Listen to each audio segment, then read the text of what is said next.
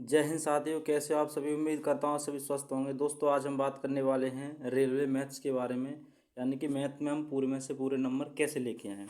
दोस्तों, अगर मैं आपसे कहूँ कि रेलवे एग्जाम में मैथ के 80 से 90 क्वेश्चन सिर्फ चुनिंदा टॉपिक्स और सही स्ट्रेटजी से निकल सकते हैं, तो क्या आप मानेंगे? अधिकतर छात्र मैथ में इसलिए नहीं फेल होते क्योंकि मैथ कठिन है, बल्कि इसलिए फेल होते हैं क्योंकि उन्हें मैथ पढ़ने का सही तरीका ही नहीं पता होता। कोई फार्मूला रट रहा है, कोई 10 घंटे पढ़ रहा है, फिर भी मॉक टेस्ट में नंबर नहीं बढ़ रहे हैं।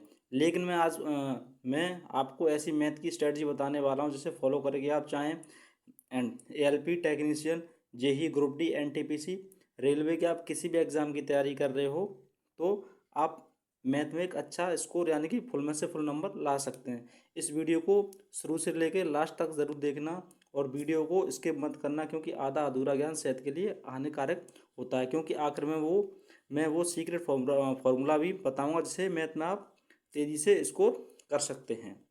ठीक है दोस्तों, तो चलिए वीडियो स्टार्ट करते हैं। तो देखो दोस्तों, सबसे पहले चाहे हम किसी भी एग्ज़ाम की तैयारी करें तो सबसे पहले हमें उसका सिलेबस पता होना चाहिए। तो हमने यहाँ पे मैथ को चार भागों में डिवाइड किया है, यानी कि इसमें यानी कि नंबर सिस्टम एडवांस और अर्थमेटिक एडवांस और मिसलिनियस, यानी कि मैथ में हमें मैथ का पैटर्न पता होना चाहिए, यानी कि किस टॉपिक से कितना वेटेज रहता है और कितने प्रश्न आते हैं। तो यहाँ पर नंबर सिस्टम से बात करें हम, एलसीएम एचसीएफ, सिंप्लीफिकेशन और डेसिमल फ्रैक्शन और एपी जीपी, यानी कि समांतर समांतर श्रेणी और ग्रोथ श्रेणी, यानी कि इसके 5 से 6 प्रश्न इस यहाँ से पूछे जाते हैं। और सबसे ज़्यादा यहाँ पर अर्थमेटिक का वेटेज रहता है, यहाँ से 10 से 12 प्रश्न अर्थमेटिक से पूछे जाते हैं। यहाँ पे आपके चैप्टर हो गया जी percentage profit and loss, discount, SICI, ratio, proportional, age, partnership, mixer, alligation, average time and work, pipe system, time speed, distance, train, boat and stream और रेस, ये आपके अर्थमेटिक के टॉपिक हैं। यानी कि इसलिए यहाँ से 10 से 12 प्रश्न यहाँ से पूछे जाते हैं। और एडवांस की बात करें तो मेंसुरेशन में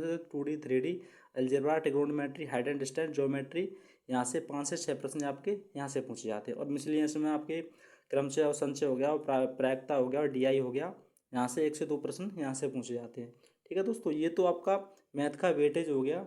अब बात करते हैं मैथ को कंप्लीट हम कैसे पढ़ें। तो देखो दोस्तों, सबसे पहले बात करें, यदि आप बिगनर हैं, यदि आप शुरू से तैयारी कर रहे हैं, तो मैं आपको कहूँगा कि आप किसी भी टीचर से पढ़ सकते हैं। आप किसी का पेड बैच ले सकते हैं। पेड यानी कि यहाँ पर यूट्यूब पर फ्री पढ़ सकते हैं। मैं तो कहूँगा आप किसी का पेड बैच ले लो, क्योंकि यूट्यूब पर बहुत ही ज़्यादा डिस्ट्रक्शन है। क्योंकि आप मान लो एक टॉपिक सर्च करोगे कि परसेंटेज, तो वहाँ पर हज़ारों वीडियो आएगी, तो आप पता नहीं एक टॉपिक को कंप्लीट करने में आपको बहुत सारा समय लगेगा। आप किसी भी एक टीचर से पढ़ सकते हैं।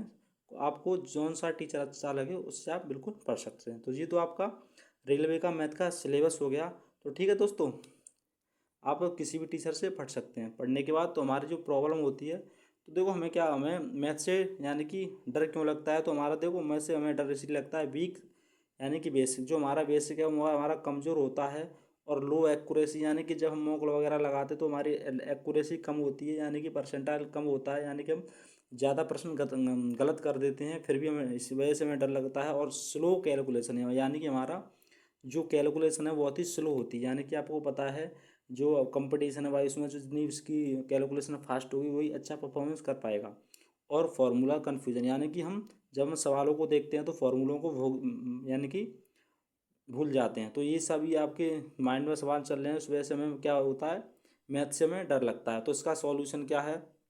तो उसका एक ही सॉल्यूशन है कि हमें क्या करना है। तो देखो, हमें मोर अटैम्प्ट्स, यानी कि हम ज़्यादा से ज़्यादा अटैम्प्ट्स कैसे करें, अच्छा स्कोर कैसे करें। तो हमें इसके लिए सबसे पहले क्या करना पड़ेगा, तो हमें क्या करना पड़ेगा, तो देखो हमें अपने सबसे पहले हमें अपने कंसेप्ट क्लियर होने चाहिए। क्या? क्योंकि जब हम किसी टीचर से हम मैथ अपना पढ़ेंगे तो हमें हर चैप्टर के जितने टाइप हैं सभी टाइप को उसमें लिखो, शॉर्ट ट्रिक बनाओ और उसके कंसेप्ट लिखो। क्योंकि जब हम उसको रिवाइज करें तो हमें रिवाइज करने में कोई दिक्कत ना हो।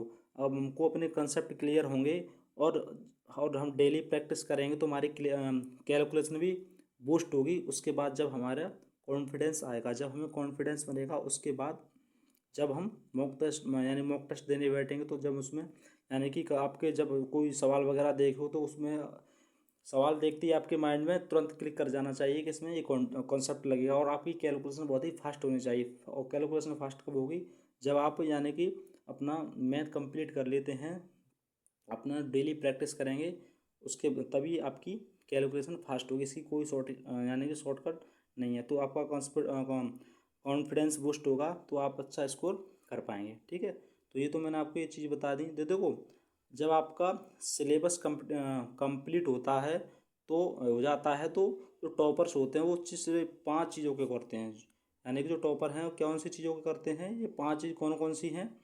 यानी कि कंसेप्ट, यानी कि आपके कंसेप्ट क्लियर हो जाने चाहिए। क्या हो जाने चाहिए, आपका कंसेप्ट क्लियर हो जाने चाहिए। और डेली आपको प्रैक्टिस करनी है। क्या करनी है, डेली आपको मैथ की प्रैक्टिस करनी है और PYQ लगानी है, यानी प्रीवियस ईयर क्वेश्चन पेपर लगाने हैं। आपको कम से 2 से 3 साल के आपको हर हाल में प्रीवियस ईयर पेपर लगाने हैं। और स्पीड, जब आपकी स्पीड का होगी बूस्ट होगी, यानी कि जब आप प्रैक्टिस करेंगे, मॉक टेस्ट लगाएंगे तो आपकी स्पीड बूस्ट होगी। जब आप मॉक टेस्ट में एक अच्छा परफॉर्मेंस कर पाएंगे, जब आपका स्कोर अच्छा बन पाएगा।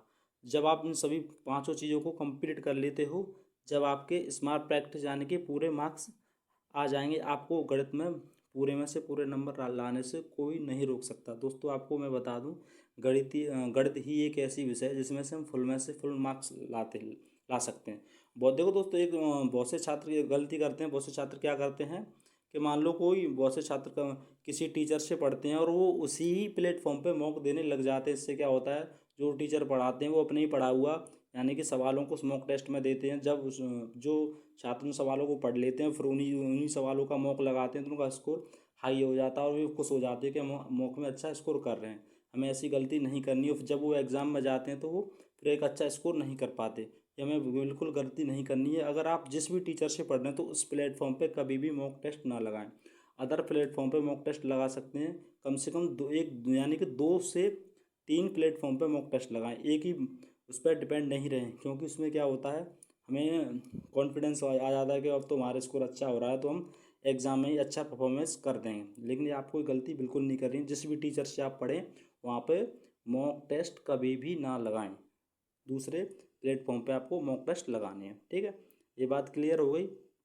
और अवॉइड दीज मिस्टेक्स, यानी कि हमें किन चीज़ों को यानी कि साइड करना है, यानी कि इग्नोर करना है। कौन कौन सी चीज़ें, देखो हम क्या करते हैं जो हम चीज़ों को इग्नोर करते हैं। देखो ये आपकी पहली है गई, पहली चीज़ होगी आपकी ओनली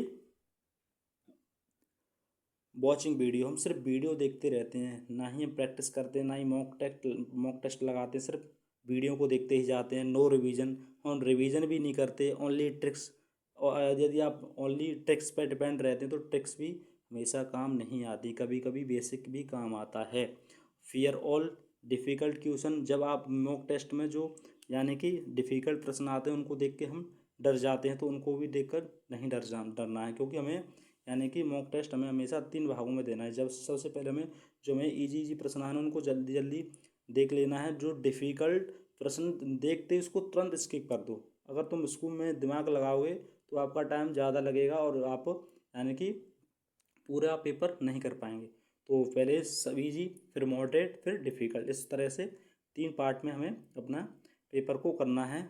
और तीसरी है रेगुलर प्रैक्टिस। हम प्रैक्टिस नहीं करते। कभी 10 दिन हम यानी एक दिन पढ़ लिया, 10 दिन हमने किताब खोल के नहीं देखी, तो ये आपको गलती बिल्कुल नहीं करनी है। तो मैंने आपको कौन सी चीज़ें बताई हैं, तो देखो यानी कि आपको सिर्फ वीडियो नहीं देखनी है और रिवीजन करना है।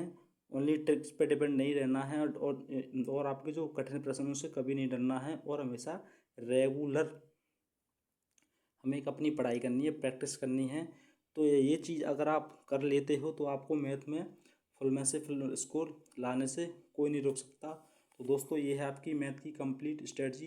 तो दोस्तों आपको वीडियो कैसे लगी ज़रूर बताएं। उम्मीद करता हूँ आपको वीडियो पसंद आई होगी। दोस्तों वीडियो बनाने में बहुत ही मेहनत लगती है, तो एक प्यारा सा कमेंट करें, लाइक करें और चैनल को सब्सक्राइब करना ना भूलें। मिलते हैं अगली वीडियो में, जब तक के लिए जय हिंद जय भारत।